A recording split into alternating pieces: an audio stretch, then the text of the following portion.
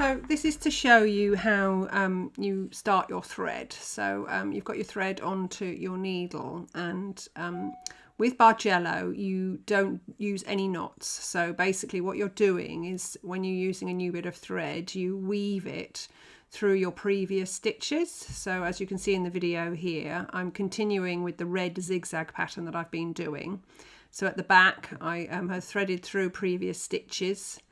And then I'm going to come through one of the holes next to the purple thread that I've done. So with Bargello, when you're joining sort of threads and stitching, you are sharing, when you're going from one colour to another, you are sharing the same hole with sort of two colours. So you can see here that when I'm going through to do my zigzag pattern, I'm coming up through the same hole where that purple thread has already come through.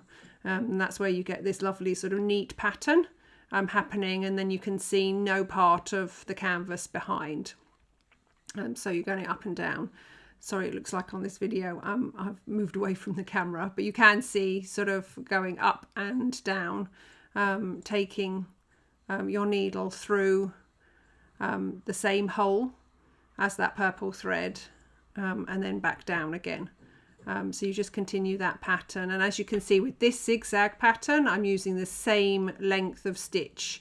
So I'm coming up, then I'm missing two holes, and then going back down that fourth hole. So your first hole is the same hole as that purple thread.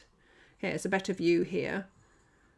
Then you're going to miss two holes, and then you're going to go back down hole number 4, and this is how you get your zigzag pattern. You're following the pattern of those purple triangle shapes that you've already done, but you want it sort of to be in more in a zigzag pattern, and all the stitches the same size. So you're going up, and if you can see also on my canvas here, I had started doing the lime and the lemon thread on the side, but then I needed to do more pattern in other colours, so I didn't want to sort of get all the threads caught up with each other. So I've used sort of a mini bulldog clip to just clip those threads to the edge of my canvas to sort of keep them neat and out of the way, because if they're sort of hanging below and tight, you tend to sort of pick them up with your needle as you're stitching.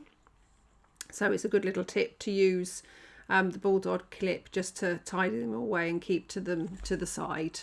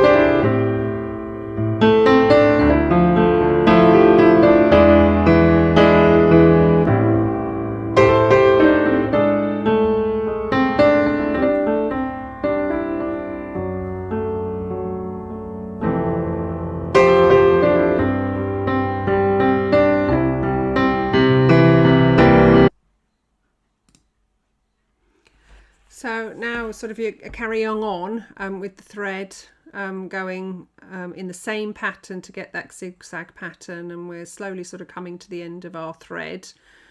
So there is a technique to finishing off your thread. So remember, with Bargello you use no knots, and that's sort of the beauty of it, particularly if you're working with something that you are going to see both sides. And just sort of, as you can see, what I'm doing here is pulling through more thread through my needle so that I haven't got such a long tail end, because that then ends up being caught in the holes and can cause you some issue.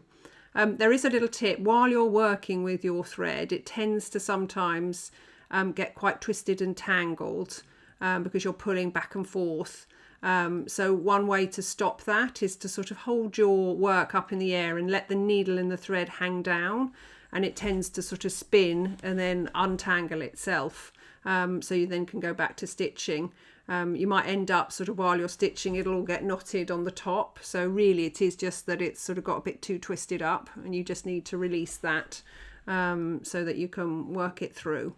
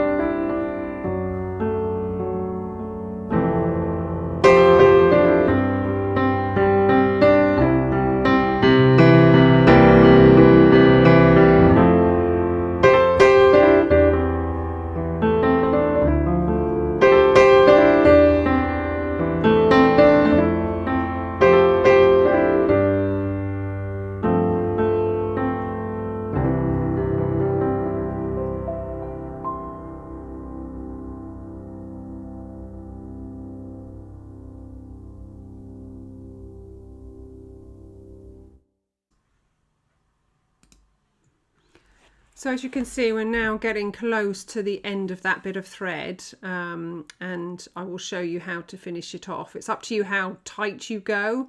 I try and be as economical with the thread as possible, so I leave sort of quite a short end, but you might feel like you need a bit more length to sort of negotiate and thread through the back. So you turn it over and you're going to thread your needle back through the stitches you've just done.